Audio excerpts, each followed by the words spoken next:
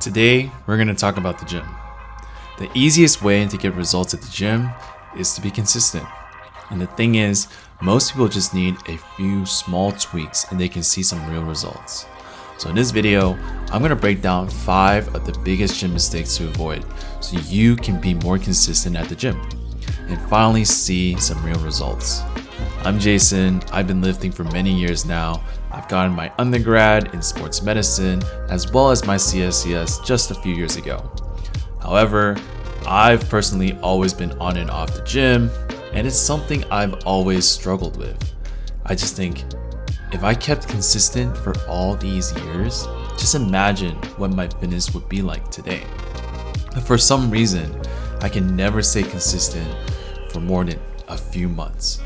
It's just a vicious cycle of starting and quitting the gym, and I know many others struggle with this too. So I reflected and I realized that I've been making the same 5 mistakes over and over again. And once I finally fixed them, I finally started to see results. Alright, let's get right to it. First mistake that kept me stuck for years is something I like to call the all or nothing thinking. You've probably heard this before. Give 120%. No pain, no gain. Rest is for the weak. If it doesn't hurt, it doesn't count. Hollywood made this even worse. Every movie, shows the hero going through some brutal training. He's on 0 sleep, 0 food. Cue the montage, right? Like he goes through some epic transformation. But that's just not real life. Real life doesn't change in montages, although that'd be nice. Real change is quiet. It's a 15-minute walk. It's taking the stairs. It's showing up to the gym after a full night's rest. Momentum doesn't need to start with grand gestures. It starts with small, repeatable actions. So here's what actually works. Lower your minimum. Instead of, I need to work out for 2 hours, make it 20 minutes. Instead of, I need a perfect meal, make it one better choice. 1 glass of water, or 1 extra protein source, 1 short walk even. Because consistency is going to beat intensity every single time. And the goal isn't to go hard, it's to make it easy so that you'll show up every day. That's how habits are built. That's how change actually sticks. But even after I fixed that, I was still failing because there was another mistake that I kept making. So mistake number 2 is not tracking my progress. Mistake number 2 was something I didn't even realize that I was doing. I wasn't tracking anything. I was just guessing. And guessing might feel harmless at first, but it quietly ruins progress. It's like trying to save money without ever checking your bank account. You think you're doing okay until you suddenly realize that you're just broke. It's like trying to drive to a new city without a map. You might eventually get somewhere, but you waste years taking the wrong turns. That was my fitness. Random workouts, random meals, random effort, and I would get random results. So here's what you can actually do. And this is what you want to do if you want to go hard. Figure out what your metabolic rate is. So what is resting metabolic rate, or otherwise known as RMR? Your RMR is basically calories your body burns doing absolutely nothing. It just keeps you alive. Your breathing, your brain, your organs, temperature, all that. I recommend getting a DEXA scan. You can go on to Body Spec and schedule one nearby you. It only takes a few minutes and you can get the report in less than 30 minutes. And it's also relatively cheap as well. The DEXA scan doesn't measure RMR directly, but it measures lean body mass extremely accurately, which determines 85 to 90% of RMR. And from lean mass, your RMR can be estimated very closely. Then you're gonna want to track your calories, track your protein, track your carbs, track your fiber even. You don't want to treat your body like a system. But if you're new and you're a bit more of a casual, it's okay. Start simple. Just write down what you eat. Don't change anything yet. Just notice. Awareness alone will start changing your behavior. Once I started tracking my workouts, my reps, my food, everything became clear. I could finally see what worked and what didn't. But even after I fixed that, I was still burning out because I was making mistake number 3. I was going too hard, too fast. Mistake number 3 almost made me quit the gym completely. I went way too hard, way too fast. Every time I restarted, I treated it like I had to punish myself for falling off. So I jumped straight into 2-hour workouts, 6 days a week, no rest days.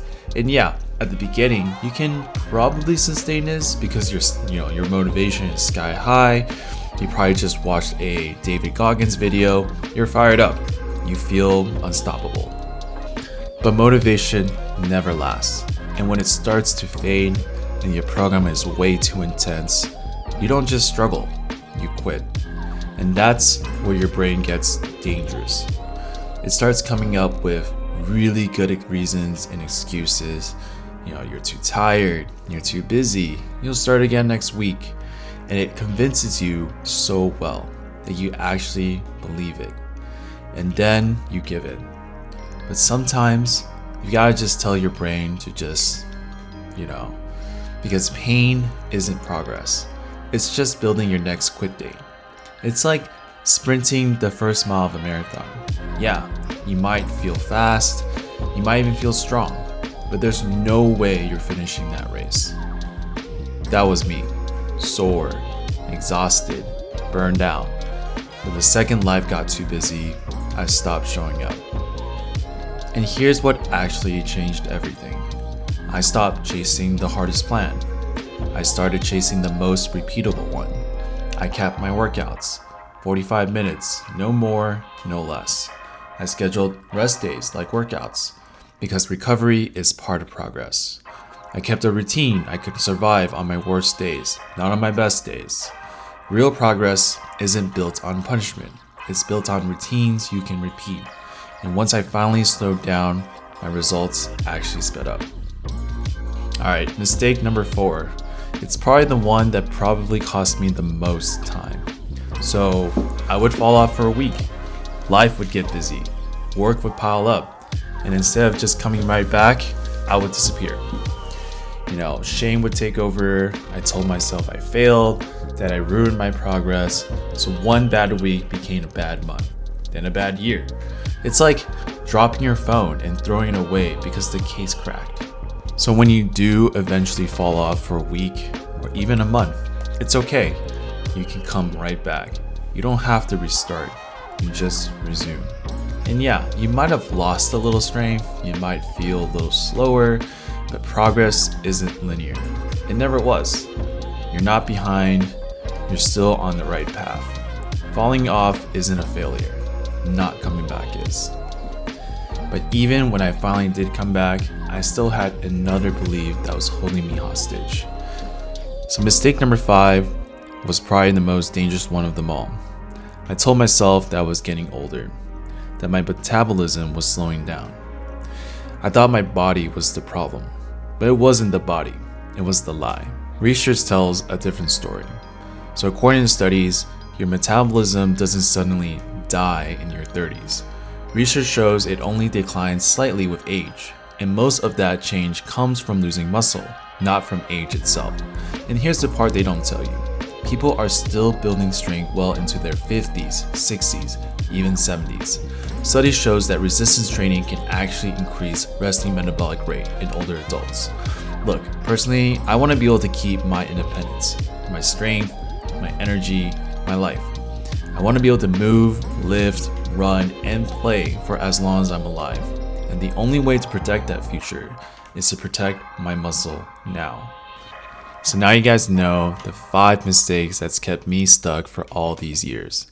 I hope after watching this, you'll be able to get consistent at the gym and finally get the results you guys are looking for. If you guys know any other mistakes that we should be avoiding, leave a comment down below what that mistake is. I would love to avoid them myself, and thanks for watching.